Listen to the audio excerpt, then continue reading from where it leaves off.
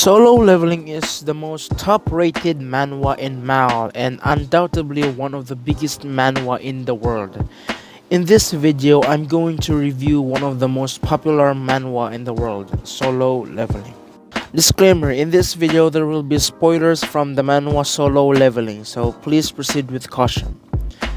In case you never heard or read Solo Leveling before, Solo Leveling is pretty much like Dungeon Run.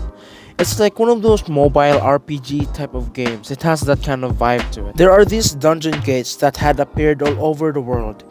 Inside the gates, there's these creatures such as ice elves, goblins, high orcs, and many more. These creatures are bound to destroy the planet, and in order to stop that, hunters all over the world enter the gates to eliminate these dangerous creatures.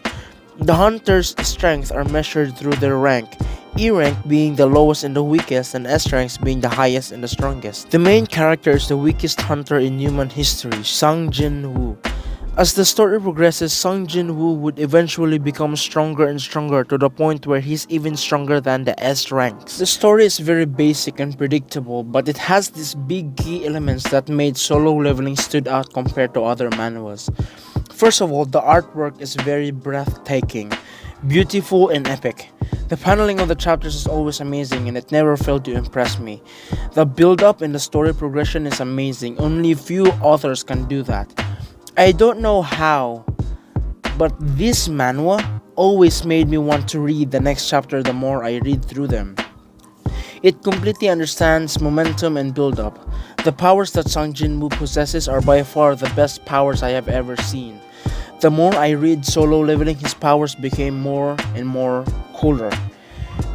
And there are these great mysteries surrounding the world of Solo Leveling that makes you intrigued and interested in the story even more. Okay, now, even if the story gets better, there are still a lot of things that needs to be criticized.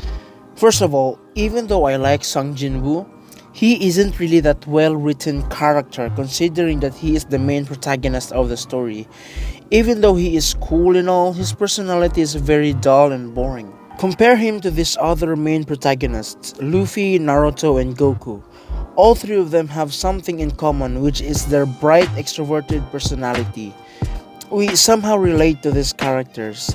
Sung Jin-woo is similar to these characters. All four of them started from being a weakling and an underdog to slowly progressing into one of the strongest characters of their own respected story, you know what I mean? But somehow Sung Jin-woo felt completely different compared to these three characters. The reason being is that his personality never stood out. If you remove Sung Jin-woo's powers, I'm sure he would be classified as a background character, or if you like to call it, the NPCs. Also, the other thing that I kinda didn't like about Solo Leveling is that the start was very slow. I struggled reading through chapter 10 to 50. It was really slow, but maybe that's because they are building Sung Jin-woo's powers, I don't know. So yeah, if I have to rate Solo Leveling, I think I would rate it 8 out of 10. The hype is just insane, like legit so insane.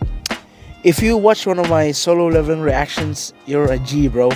So yeah, I think that's my review. I love my mom and my dad.